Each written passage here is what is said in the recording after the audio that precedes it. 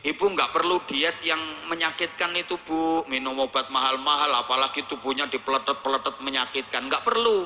Ada cara diet yang paling praktis, ibu langsung kelihatan langsing. Caranya bagaimana?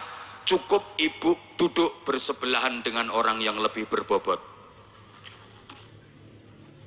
ibu akan kelihatan langsing. Artinya begini, untuk menjadi baik kita nggak perlu menjelek-jelekan orang lain, gitu loh. Berbuatlah lebih baik, secara otomatis kita akan menjadi baik. Understand? Nggak jendit.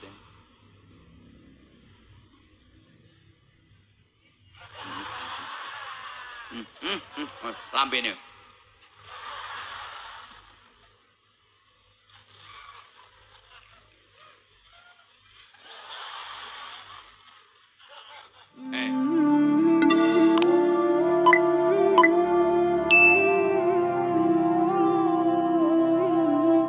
Doanya orang-orang miskin.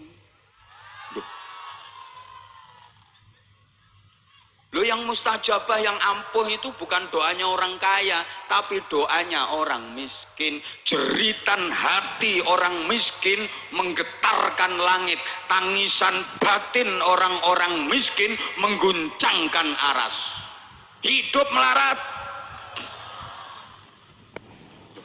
Makanya orang-orang kaya itu hati-hati loh sama orang miskin. Jangan pernah zalim sama orang miskin. Kadung didoakan jelek, nyonyor. Loh, itu yang doprok-doprok di bawah itu doanya ampuh itu.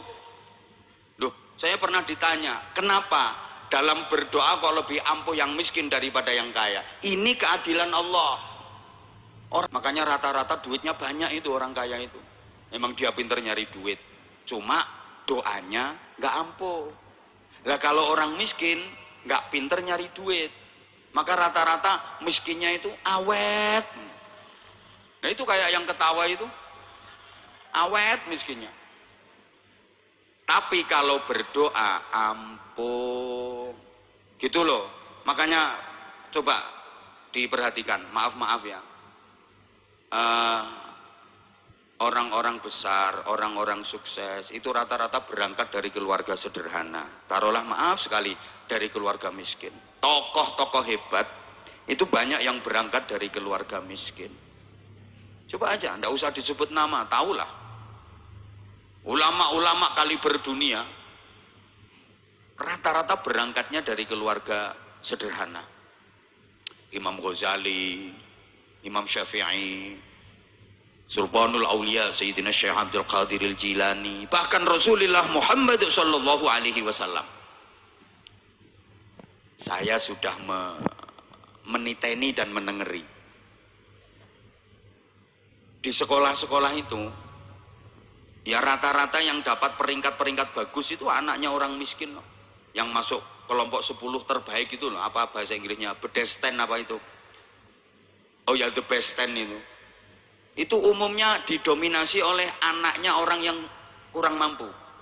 Rata-rata anaknya orang kurang mampu, rata-rata begitu. Halo? Ya karena doa orang tuanya mandi itu tadi ampuh. Lah, apa anaknya orang kaya nggak bisa jadi anak baik? Bisa. Anaknya orang kaya yang hebat itu bukan anaknya orang kaya yang dia rajin berdoa, enggak. Orang kaya yang suka membantu orang miskin, suka menolong orang miskin. Nah, orang miskin yang dibantu, yang ditolong itu kan seneng, akhirnya berdoa. Nah, orang kaya itu dapat sababan doanya orang melarat-melarat itu.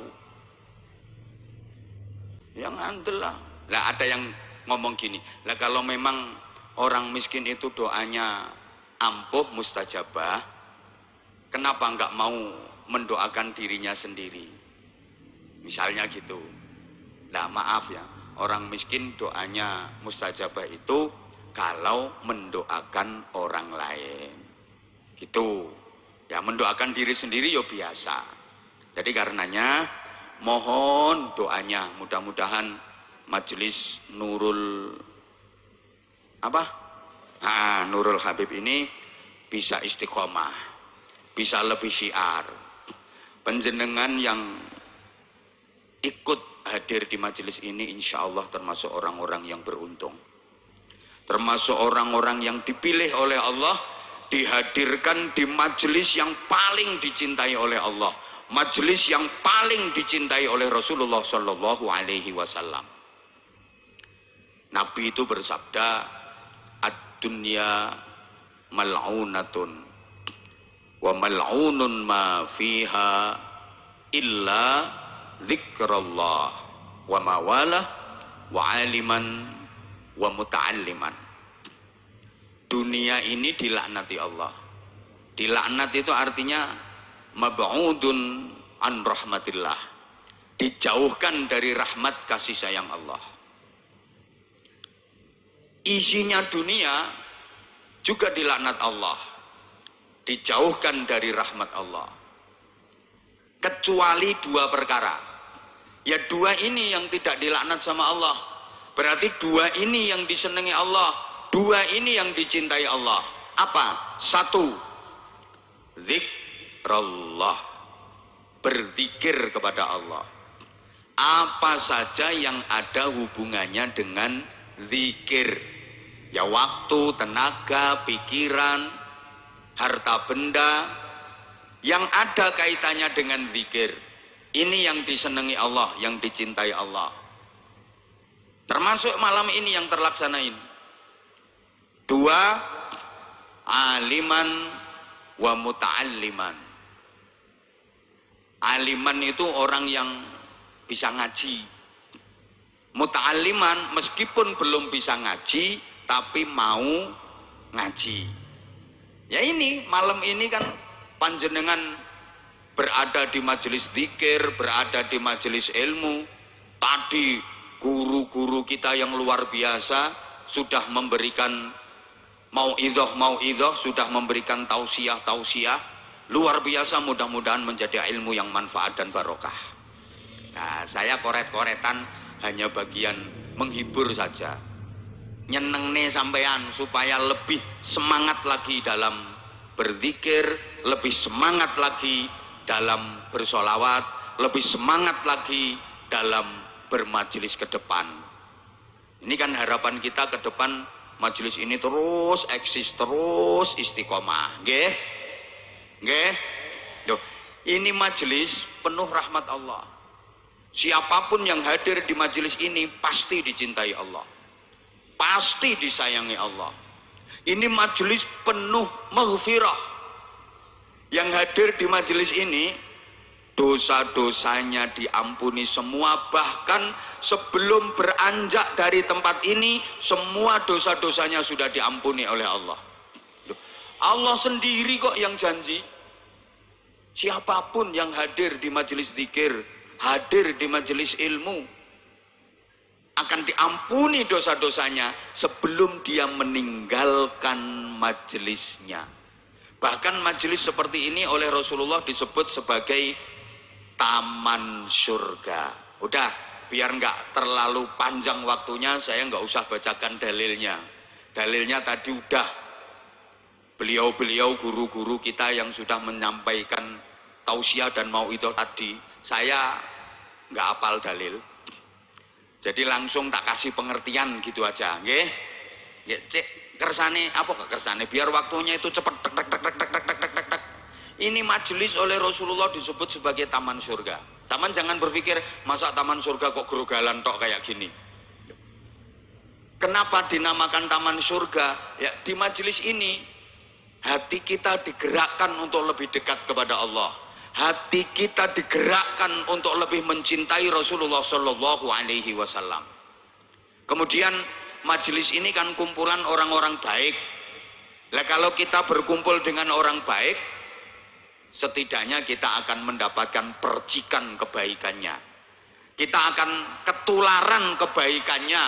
Allahumma sholli ala Muhammad. Gini gambarannya, khusus ibu-ibu dulu. Ibu-ibu, kalau ibu pengen tampak langsing, kan ini kelihatannya pada gembrot-gembrot ini. Ibu nggak perlu diet yang menyakitkan itu Bu, minum obat mahal-mahal, apalagi tubuhnya dipeletet-peletet menyakitkan, nggak perlu. Ada cara diet yang paling praktis, ibu langsung kelihatan langsing. Caranya bagaimana? Cukup ibu duduk bersebelahan dengan orang yang lebih berbobot, ibu akan kelihatan langsing. Artinya begini, untuk menjadi baik, kita nggak perlu menjelek-jelekan orang lain. Gitu loh. Berbuatlah lebih baik. Secara otomatis kita akan menjadi baik. Understand? Nggak perlu menjelek-jelekan orang lain. Cukup lakukan yang terbaik yang bisa kita lakukan. Udah gini aja. Ini bicara soal ketularan jadi baik.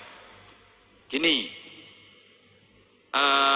mas-mas, kalau Anda pengen baunya harum, kan nggak harus beli parfum yang branded, yang merek Eropa, yang mahal-mahal, wong potonganmu nggak gablek duit gitu. Nggak harus.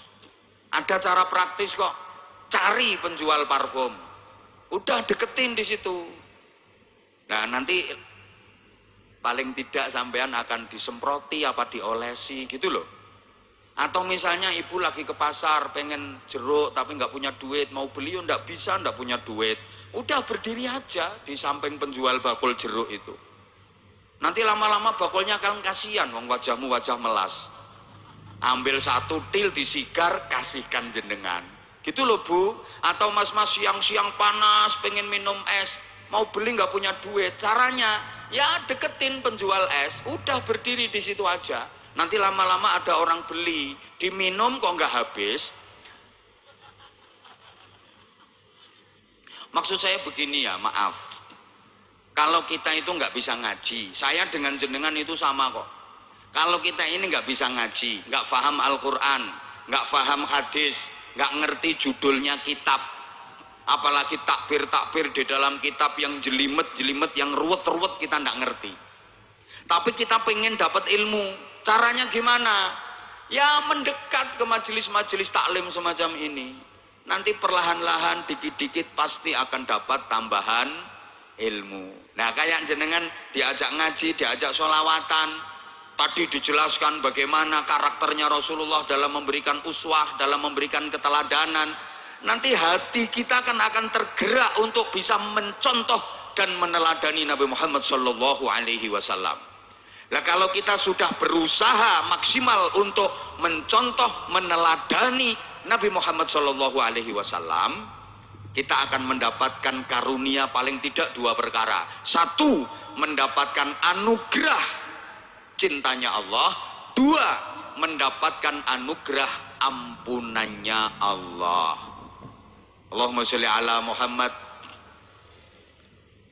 Nah, supaya dalam mencontoh Rasulullah itu bisa optimal, bisa maksimal, harus dilandasi dengan cinta. Itu makanya melalui majelis ini ditanamkan kecintaan kuat penjenengan kepada Nabi Muhammad SAW. Kan cinta itu bisa merubah segalanya, betul? Karena cinta yang jauh terasa dekat. Saya itu jauh dari Bojonegoro, Jawa Timur, sampai ke Rajek sini. Tapi terasa dekat, karena aku kan cinta kamu. Ya. Karena cinta, yang sulit jadi mudah. Karena cinta, yang berat terasa ringan. Gitu loh. Loh ini penting, wong hidup kita ini mau kemana arahnya tergantung cinta kita itu dalam hal apa kok. Emboh. Hidup ini kalau nggak ada cinta hampa saudara. Hidup tanpa cinta bagai taman tak berbunga. Hai begitulah kata para bujangga. Rawahu Roma Irama. Loh kan? Hidup tanpa cinta bagai sayur tanpa garam. Hidup tanpa cinta bagai langit tanpa bintang. Hidup tanpa cinta bagai laut tanpa ombak. Hidup tanpa cinta bagai bantal tanpa iler, bagai hidung tanpa upil. Gini ya, maaf ya, ini saya guyon tapi serius. Cinta itu pula yang diminta oleh Nabiullah Adam alaihi salam ketika beliau dikeluarkan dari surga. Loh, Nabi Adam itu ketika dikeluarkan dari surga, beliau nggak minta untuk dikembalikan ke surga lagi. Enggak. Yang diminta apa? Satu, ampunannya Allah. Dua, cintanya Allah. Dua hal itu yang diminta oleh Nabi Adam. Ini apa yang diminta oleh Nabi Adam? Wa illam taghfir lana wa tarhamna. Jika engkau tidak mengampuni semua kesalahanku ya Allah, jika engkau tidak memberikan kasih sayangmu kepadaku ya Allah. Dua hal itu. Loh, nabi-nabi itu kalau ke Allah yang diminta itu ya ampunan, ampunan, ampunan, dan ampunan. Bagaimana Nabiullah Ibrahim alaihi salam, Rabbana firli wali walidayya walil mu'minina yawma yaqumul hisab, mengakui zalim, zalim, dan zalim. Bagaimana Nabi Yunus 40 hari 40 malam berada di dalam perut ikan. La ilaha illa anta subhanaka inni kuntu minal zalimin.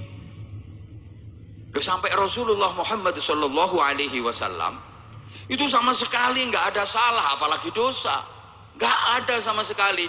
Itu kalau beristighfar kepada Allah tiap hari tidak pernah kurang dari 100 kali. Coba kita, salahnya sakmbrek, tapi diajak istighfar itu ndoweh-ndoweh. Habis sholat itu baca istighfar 3 kali sambil angop, astagfirullah. Diajak zikir, diajak istighfar baru 15 menit ngantuk. Tapi kalau maaf ngomeli suami itu betah setengah jam. Ada apa enggak? Ada apa enggak? Ada. Ini orangnya sekarang pakai jilbab warna coklat kok. Itu orangnya ketawa-ketawa itu. Bajunya hitam.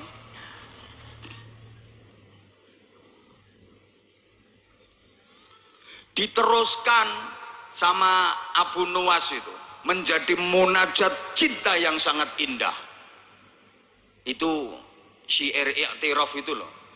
Wah, itu munajat cintanya Abu Nuwas yang luar biasa. Coba ayo bareng dibaca biar nggak saya tok yang ngoceh. Ilahi lastu lil firdausi ahla itu. Ayo yang ikut baca mudah-mudahan barokah. Mudah-mudahan lancar usahanya. Gampang ibadahnya. Gampang amal solehnya. Gampang nyari pahalanya, gampang nyari utangannya. Kok mau wong itu ya penting kok. Ayo bareng-bareng ya coba tabarukan, iktiraf.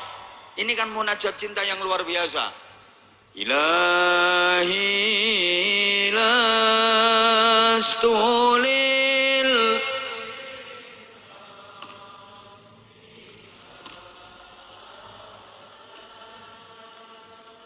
wala aqwa.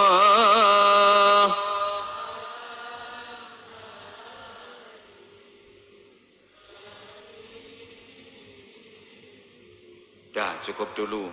Ya Allah Tuhanku, orang macam aku ini sungguh gak layak menjadi penghuni surga. Apa yang mau aku andalkan? Coba kita pikir. Nabi Adam yang sudah tinggal di surga bertahun-tahun udah menjadi penduduk surga, cuma gara-gara kesalahan sekali aja dikeluarkan dari surga. Nah kita pojokannya surga aja belum pernah tahu. Kesalahannya sambrek. Gak layak aku menjadi penghuni surga. Amal apa yang akan aku andalkan? Maaf, sholat 5 waktu itu kadang bolong-bolong. Ada? Ya itu orangnya jawab sendiri itu. Sholat sunnah enggak pernah, rawatib qobliyah ba'diyah enggak, sholat duha juga enggak, awabin enggak, apalagi qiyamul lail, sholat hajat, sholat tahajud enggak. Padahal tiap malam mesti bangun tapi enggak sholat. Ngapain? Piece of the chur and the piece of the yes. Coba. Kalaupun sholat 5 waktunya lengkap, maaf, ndak khudu, ndak khudur, ndak khusyuk, ndak mutu, ndak kualitas. Gaya melafatkan niat usolli, usolli, sol usolli. Wih, takbiratul ihram itu sendakep nganti melungker kayak Allahu Akbar. Coba kalau udah kabira walhamdulillahi katsira. Udahlah kita itu sholatnya 99% ngelamun. Betul? Yang ceramah ini sama. Malah lebih parah. Gitu loh. Surga. Puasa ya cuman Ramadan doang. Aku ngomong doang ya iki. Ya tok. Puasa cuman Ramadan tok. Maaf. Halo? Itu pun ya Allah nggak mutu, nggak kualitas lah puasa kita. Puasa hanya sekedar ndak makan, ndak minum, ndak hubungan intim suami istri itu aja. Mata nggak puasa, telinga ndak puasa, lesan kita nggak puasa, tangan nggak puasa. Puasa kalau cuma ndak makan, ndak minum, ndak hubungan intim suami istri, maaf, kambing juga bisa, wedhus ya iso poso. Coba nyari kambing itu, masukin kandang, udah seharian. Mulai fajar sampai maghrib jangan kasih makan, jangan kasih minum, jangan dicampur jantan sama betina. Puasa itu kambing. Nah puasa kalau cuman kayak gitu, maaf, puasa sunnah juga jarang banget. Itu di Idul Hijjah itu ada tarwiyah Arafah juga ndak puasa, Taswa Asyura juga ndak puasa, Ayyamul Bid juga ndak puasa, hari-hari putih itu loh. Tanggal Qamariyah 13, 14, 15 itu disunahkan puasa. Nggak puasa pula, padahal orangnya katanya bisa ngaji, tapi nggak puasa. Ada apa enggak? Orangnya datang. Perempuan apa laki? Di bawah apa di panggung? Orangnya pakai celana apa sarung? Bajunya lengan pendek apa panjang? Pecinya warna putih apa hitam? Orangnya duduk apa berdiri? Yang mana? Oh ya, makasih. Senin Kemis juga enggak. Coba toh. Ya setidaknya dibantulah puasa Senin Kemis. Gitu loh. Jadi tiap hari Senin ya usahakan nyenen, tiap hari Kemis usahakan gitu. Apa coba? Sedekah. Sedekah yang mana yang kita andalkan untuk menjadi penghuni surga itu? Mana coba? Rata-rata yang disedekahkan itu yang lungset-lungset itu. Betul? Kadang ada pengamen di rumahnya baru bunyiin gitar, greng, prei. Malah rumahnya ditulisi tidak menerima sumbangan dalam bentuk apapun. Ada apa enggak? Ya itu orang bakhil diumumkan seluruh negara itu.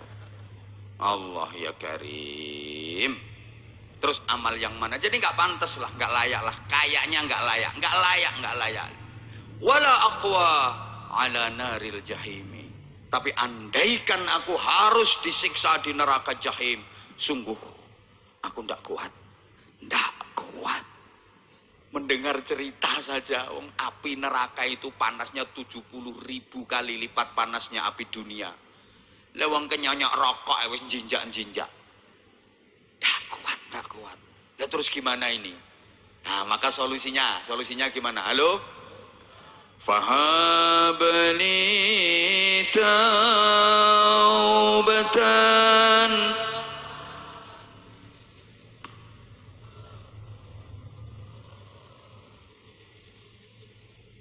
fa innaka ghafirul dzambil.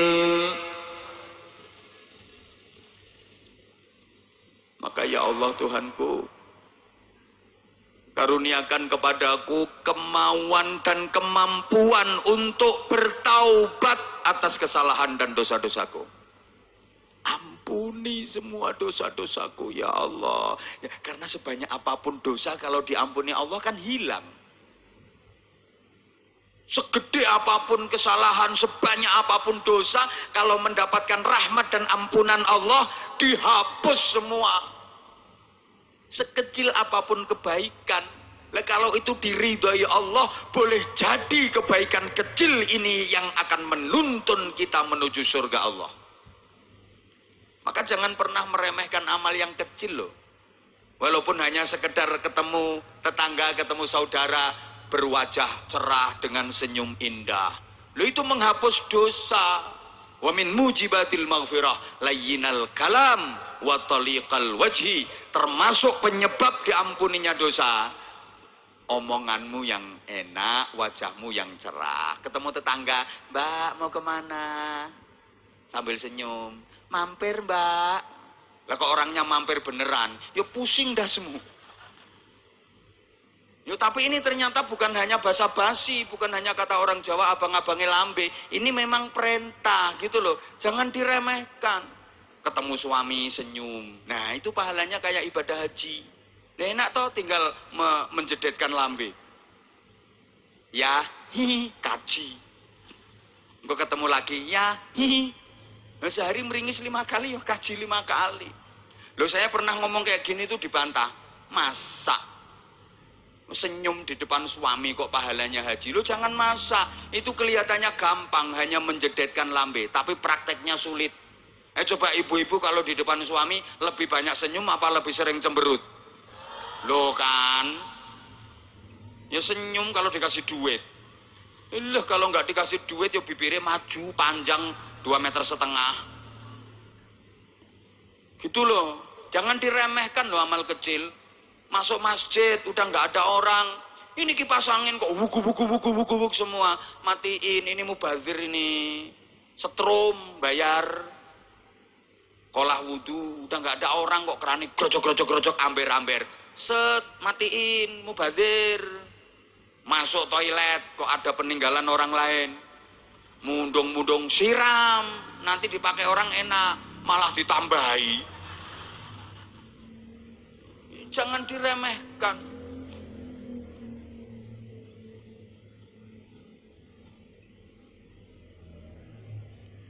Hanya Engkau yang mengampuni semua dosa ya Allah. Sebanyak apapun kesalahan dan dosa-dosaku, ampunanmu jauh lebih dahsyat. Nah iki lek diteruskan syairnya kan, wa umrina qisun. Astaghfirullahaladzim. Oh ndak hafal? Podo. Wa umri naqisun fi kulli yaumi wa dzambi zaidun kaifa ihtimali. Tuh. Wa umri naqisun fi kulli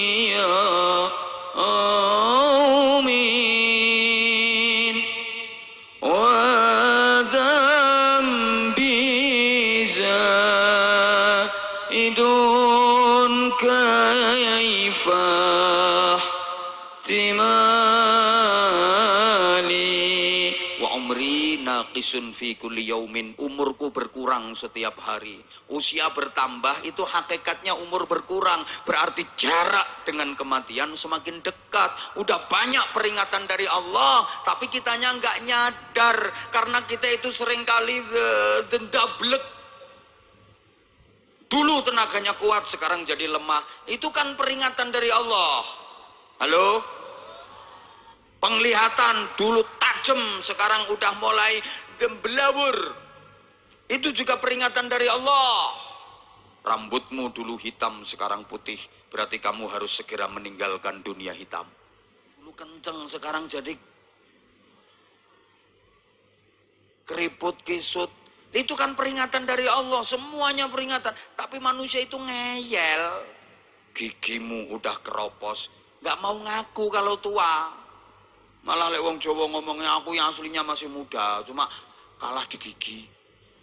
Lu gigimu lo diadu sama siapa kok kalah? Itu tandanya udah tua. Gitu loh, maunya itu enggak apa ya? Mau tua gitu loh orang itu. Rambut putih disemir. Dikira kalau udah disemir hitam terus jadi muda lagi. Ya ndak, tuwek ya tuwek. Gitu loh, aneh-aneh kok. Untu dipageri. Yang mau nyolong untumu ya siapa? Itu lambe disontek domble. Astagfirullah. Ini dodo disontek silikon mentek-mentek. Ya bisa mentek-mentek, tapi begitu 6 bulan buatnya habis ya anjlok. Tuh dipakein BH paling mahal ya brosot. Itu kan peringatan toh. Kalau maaf, orang itu kalau sudah berumur, fisik dan tenaga sudah udur, uban di kepala sudah bertabur, kulit-kulit sudah pada kendur, penglihatan mata sudah kabur, gigi satu persatu mulai gugur, makanannya tinggal jenang sama bubur, kerjaannya di atas tempat tidur, telentang di atas kasur, kalau tidur ngoroknya senggar-senggur dan berkali-kali ngelindur, hobinya cuma kukur, berarti itu udah deket alam. Tuh kan?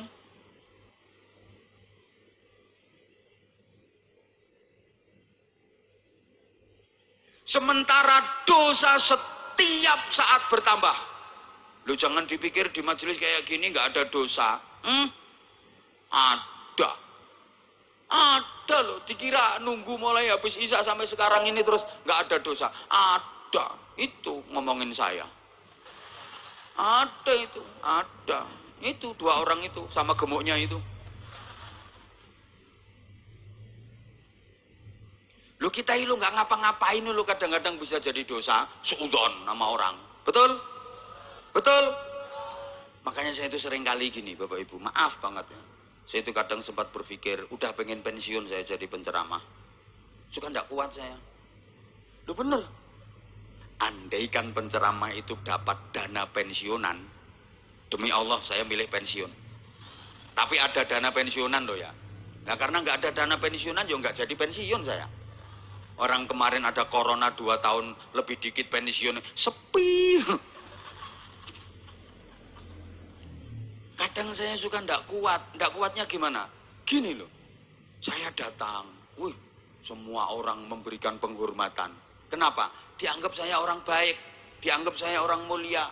Lah yang lain jamaahnya bungkuk-bungkuk, iya Pak Ustadz. Abah, Pak Ustadz, Abah, selamat datang. Loh itu akhlaknya orang soleh loh itu.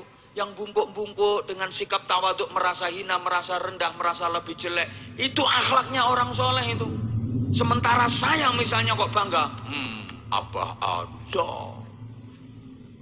Saya merasa lebih baik. Itu akhlaknya Abu Jahal. Masa Abu Jahal kok ngasih ceramah orang soleh? Mau sampean diceramahnya Abu Jahal? Mau gak? Ayo terus no sampean Gus Ragil. Sampean saya soleh. Gitu loh. Masya Allah. Jadi dosa kita itu kadang-kadang astagfirullahaladzim. Setiap tingkah kita itu bisa mengundang dosa. Apa yang kita harapkan kalau bukan cinta Allah? Kasih sayangi Gusti Allah. Maka saya hanya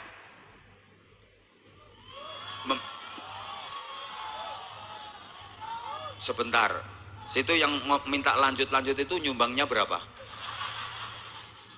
Mau ngatur penceramah. Pokoknya kalau ikut bermajelis, ya, love you. Pokoknya kalau bermajelis kayak gini, terus semangat ya. Loh, ini jangan dianggap sepele. Majelis kayak gini bukan hanya pertemuan badan ketemu badan, jasad ketemu jasad, orang ketemu orang, bukan. Jadi ini pertemuan roh ketemu roh, jiwa ketemu jiwa, sukma ketemu sukma. Ini bukan hanya sekedar Rondiah ketemu sama Romelah, Dar Sulastri ketemu Sumiati, yang biasa tak pakai wiridan Sulastri Sumiati Supia, bukan. Ini bukan hanya pertemuan antar jasad, tapi pertemuan antar roh, pertemuan antar jiwa. Loh, makanya Rasulullah menyebutnya sebagai taman surga. Ini indahnya luar biasa, dan ini adanya hanya di Indonesia. Loh, di luar negeri mana ada majelis-majelis kayak gini? Cobalah sampai yang sekali-kali jalan-jalan ke luar negeri. Nyari malam-malam kalau ada majelis kayak gini. Ayo mulai timur tengah sampai tengahnya timur. Cari kalau ada. Selain di Indonesia. Loh, kalaupun ada beberapa negara tetangga, itu nyontoh Indonesia itu. Duh, beneran. Coba cari ke negara manapun, nyari majelis-majelis bisa sebebas. Lah kalau di Rajek mau sampai subuh kamu bebas bikin majelis kayak gini. Betul? Lu ndak ada seindah Indonesia. Lah ini padahal bukan hanya di Rajek. Malam ini saja ribuan tempat di Indonesia itu bikin majelis taman surga seindah ini. Tapi ono sing gak kerasan ini taman surga. Ini ribuan tempat malam ini di Indonesia. Makanya orang ulama-ulama luar itu kalau datang ke Indonesia itu seneng-seneng, kerasan-kerasan mereka. Kenapa? Mendapatkan keindahan. Lu ini mulai dari pelosok kampung sampai naik gunung sampai turun jurang, majelis-majelis terus isinya. Indah. Ini kalau digambarkan seperti bintang gemintang yang mengitari rembulan. Siapa rembulannya? Baginda Rasulullah Muhammad Sallallahu Alaihi Wasallam. Nah, sampean ini bintang gemintang, tapi kok burek-burek ya? Loh, media dunia menyorotmu kelihatan burek, tapi dirimu disorot media akhirat, cemerlang cahayamu. Loh, sampean gak ngerti sholawat ini, sampean waca lep tembus ares. Ngono ki yo padha gak ngerti ini, tapi kan ono keterangane ngono lho. Halo? Halo? Gini terus bermajelis kayak gini.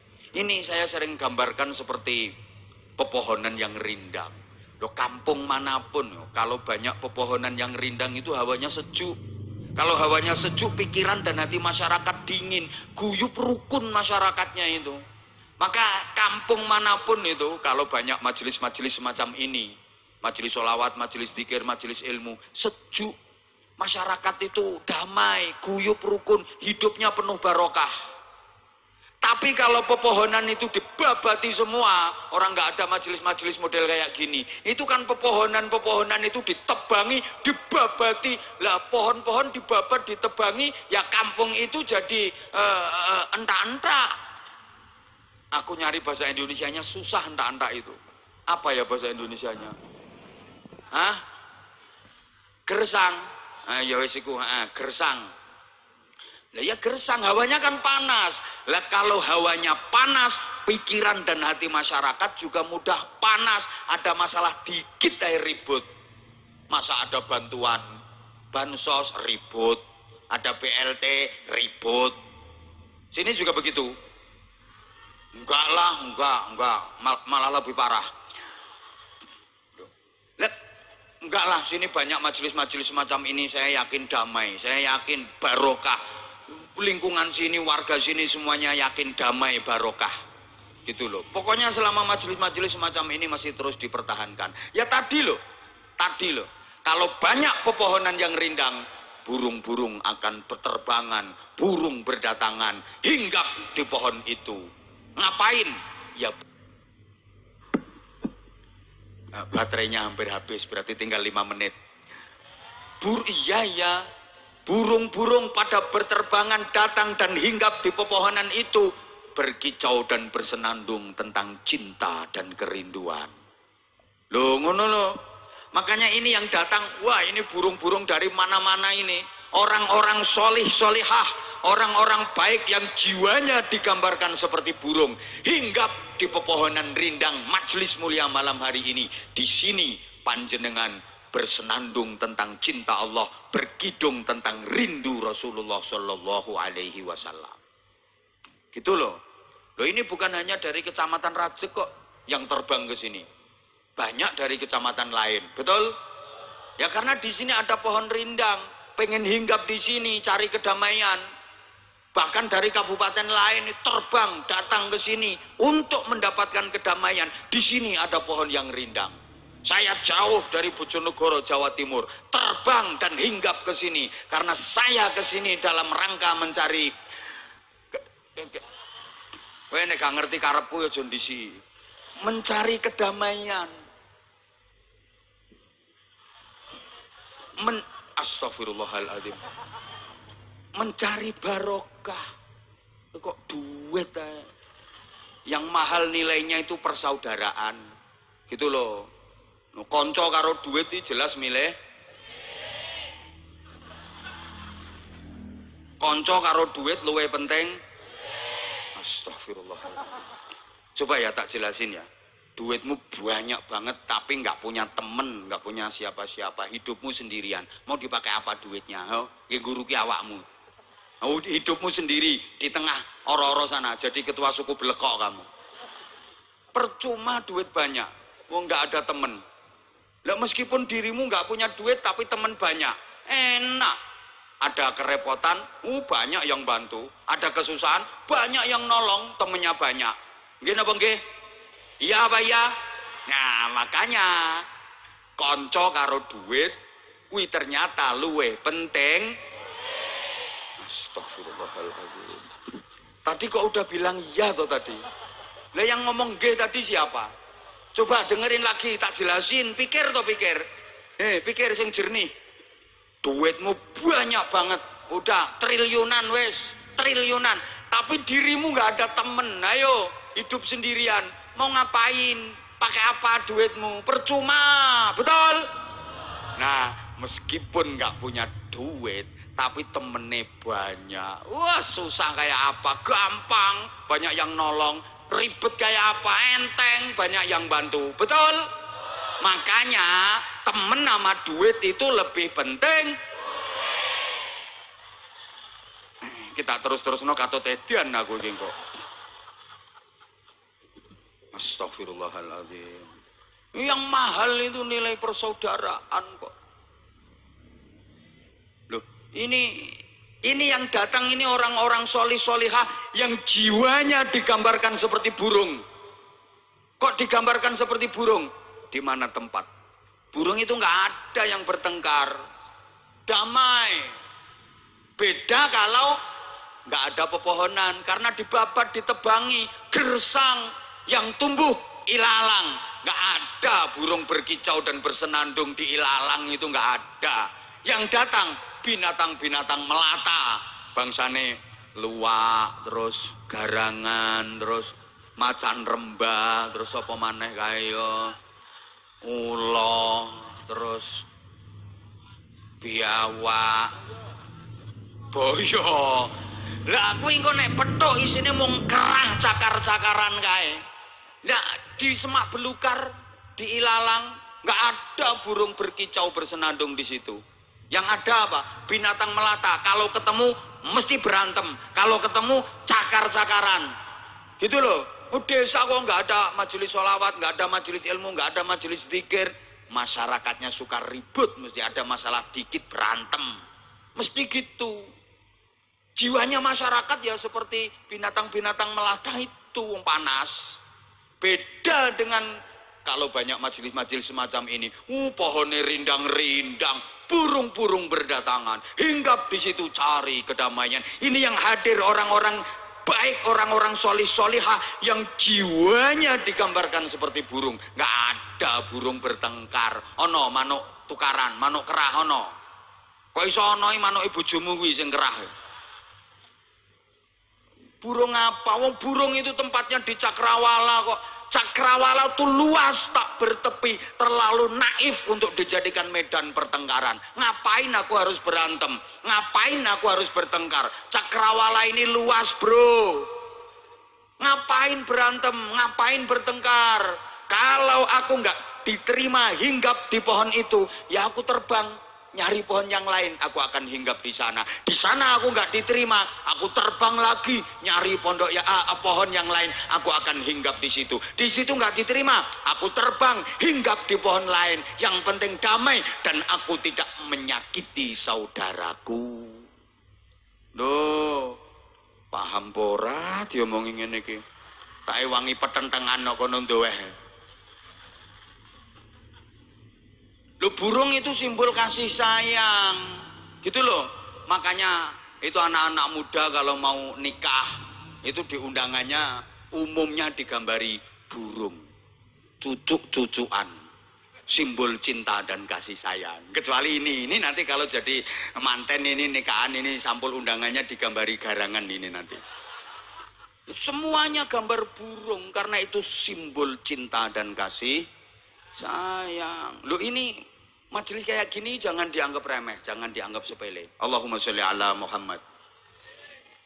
Masih kuat? Saya itu mau ceramah sebentar sebenarnya, tapi saya malu.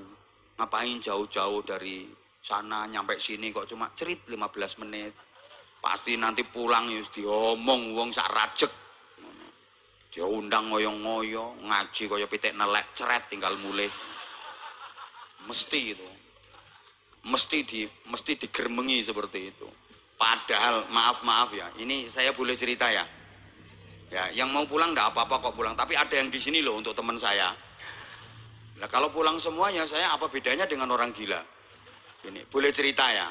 Ya, betapa saya datang ke sini ini penuh perjuangan. Saestu, sungguh ya.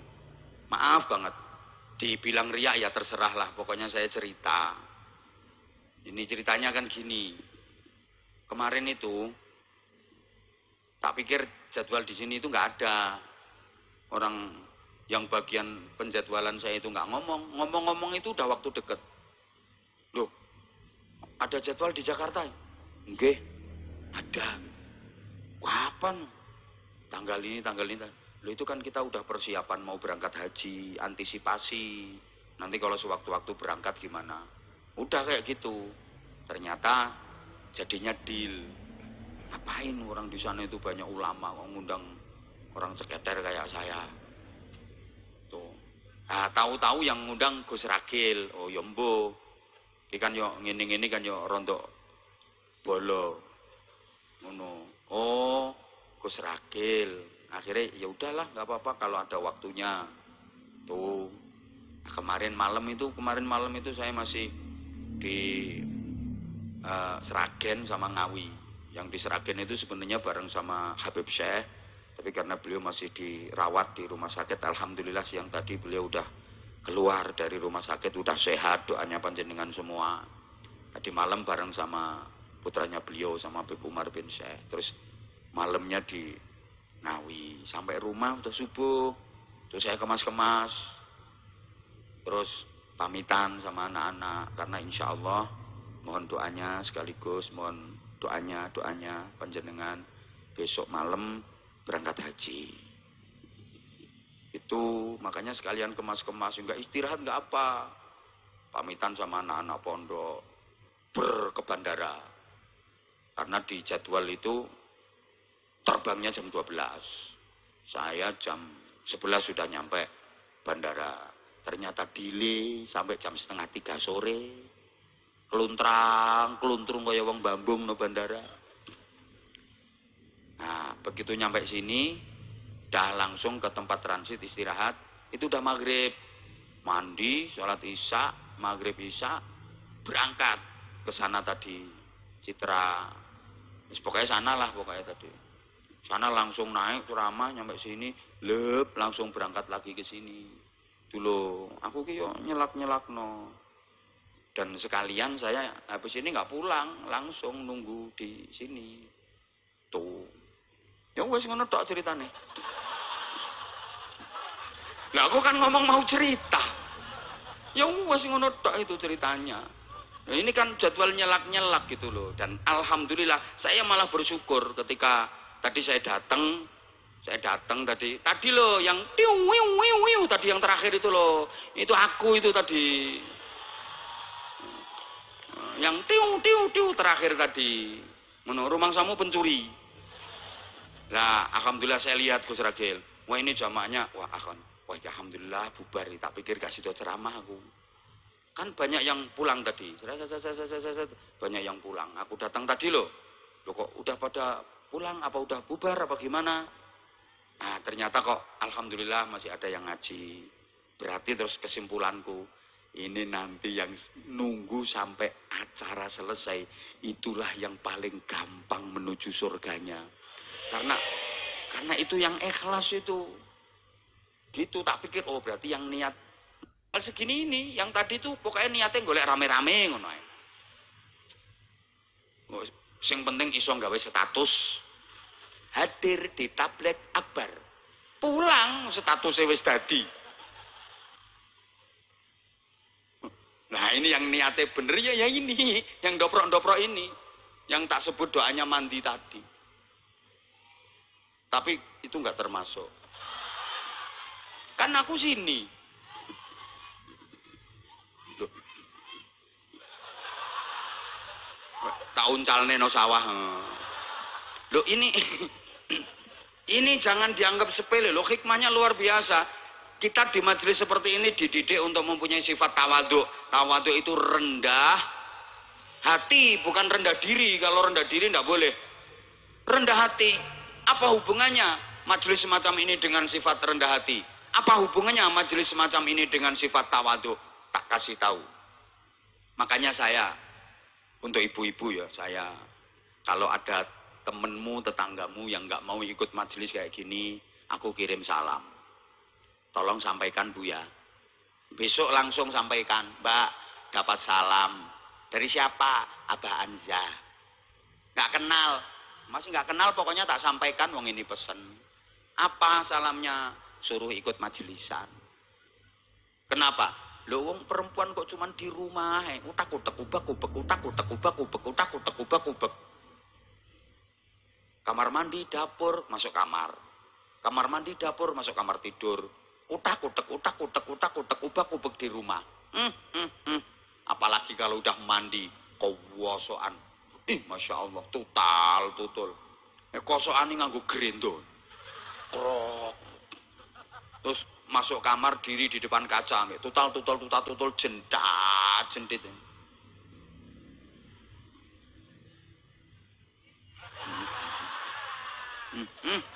Lambene.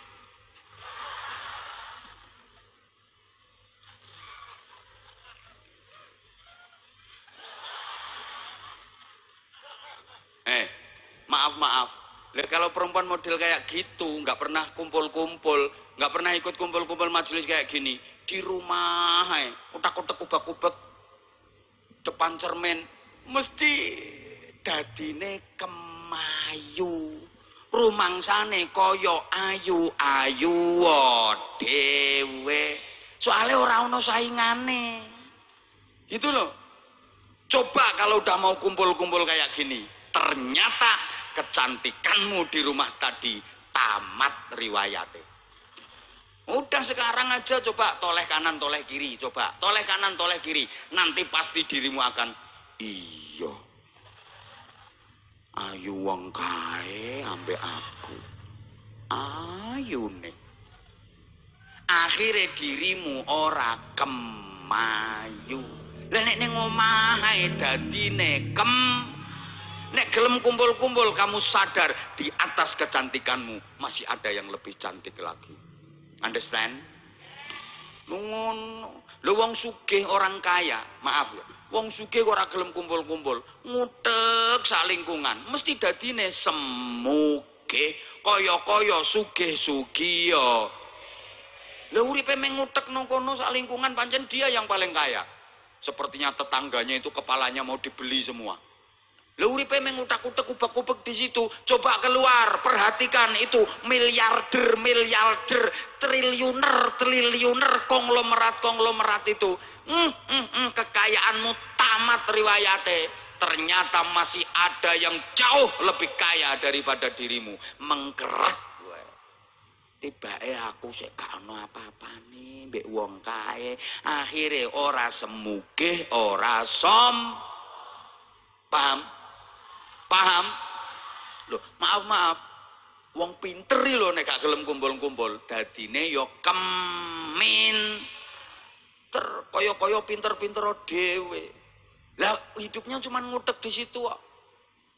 Nanti ada acara dia yang doa. tahlilan dia yang mimpin, manakipan dia yang mimpin, khotbah juga dia, ngimami juga dia. Ya kayak pinter-pinter dewe. Coba kalau udah kumpul-kumpul kayak gini, tamat riwayate. Di atas kepinteranmu masih ada yang lebih pinter. Wa fauqa kulli dzi ilmin alim. Di atas orang yang berilmu masih ada yang lebih berilmu lagi. Lo jujur mawon. Kula niki lah gak iso ngaji to kula niki. Sama kiai-kiai seperti ini, masya Allah. Saya itu rasanya koyok cili.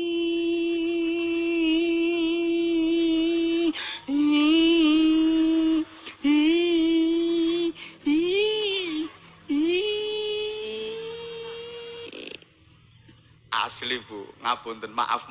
Saya itu merasa bodoh banget sebagai nek coro Jawa Timuran. Nek tepak kumpul karo kiai-kiai ngene iki lho. Aku ki rumoso gua blok demi Allah. Oke. Nek wis kumpul sama orang-orang alim itu rasanya ya Allah. Blok. Coba banter. Oke. Halo? Nah, ini kita setidaknya diajari tawadhu, rendah hati. Gitu loh. Apa sih yang kita punya? Semuanya hanya titipan. Semuanya milik Gusti Allah. Makanya kalau sampean ngaji nahwu itu sering saya sampaikan, huruf Arab yang menjadi simbol tawadhu itu huruf wawu. Perhatikan, wawu itu hurufnya kan melungker terus hadap ke bawah. Dingkluk nggak ada, wawu kok ndangak, wawu kurang ajar. Ya, huruf wawu itu semuanya mesti merunduk gini, melungker dan menunduk. Huruf wawu itu loh, huruf hijaiyah wawu menunduk gini, mesti melungker menunduk. Ini sifat tawadhu, simbol tawadhu. Nah, wawu itu menjadi alamat i'rab rofa, gitu. Rofa itu artinya ketinggian derajat. Niki man tawadhu'a lillahi rafa'ahullah. Siapa yang tawadhu rendah hati karena Allah, justru dia yang akan diangkat derajatnya oleh Allah Subhanahu wa taala. Lalu sebaliknya, orang yang takabur, merasa lebih hebat, akan direndahkan derajatnya oleh Allah Subhanahu wa taala. Kayak wawu itu kan menjadi alamat i'rab rafa, alamat dari ketinggian derajat. Itu harus tawadhu. Kalau pengen diangkat derajatnya oleh Allah, harus tawadhu, harus rendah hati. Nah, menjadi alamat i'rab rafa di dua tempat. Satu, jamak mudzakkar salim. Dua, asma sittah. Lek ngajimu sendek yo asma khamsah. Abuka, akhuka, hamuka, hanuka, fuka, dzumalin. Jamak mudzakkar salim. Jamak yo kumpul-kumpul. Mudzakkar kumpul dengan siapa? Orang yang disebut-sebut kebaikannya. Salim, yang selamat hatinya dari kotoran-kotoran batiniah. Selamat dari hasud, sombong, riya, ujub, sum'ah dan sebagainya. Jamak mudzakkar salim. Kumpul dengan orang-orang yang disebut-sebut kebaikannya. Seperti di awal tadi sudah saya sampaikan, yang hatinya bersih. Yang kedua, abuka, bapakmu, akhuka, saudaramu. Ini artinya nyambung seduluran, silatur rahim. Dah jam 12:30. Ya udah, ngono ngaji udah lewat 12:30 kok terus ya. Insya Allah nanti kapan-kapan kalau diundang lagi. Ya mohon maaf sekali lagi terutama kepada para masyayikh, para ulama, para ajengan, para kiai, para ustadz. Ceramah saya bukan konsumsi panjenengan. Saya mulai pertama memang sengaja komunikasi dan ceramah saya itu sasarannya saudara-saudara saya yang dobrok-dobrok itu. Saya insya Allah nanti kita kumpul bareng dengan yang dobrok-dobrok itu. Tentu karena keterbatasan pengetahuan dan kebodohan saya, di sana sini banyak kekurangan, banyak kekhilafan, banyak kesalahan. Saya yang sangat dhaif dengan segala keterbatasan, mohon maaf yang sebesar-besarnya. Subhanakallahumma wa bihamdik asyhadu an la ilaha illa anta astaghfiruka wa atubu ilaik. Wafaqanallahu wa iyyakum lima yuhibbu wa yardah. Wassalamualaikum warahmatullahi wabarakatuh. Waalaikumsalam.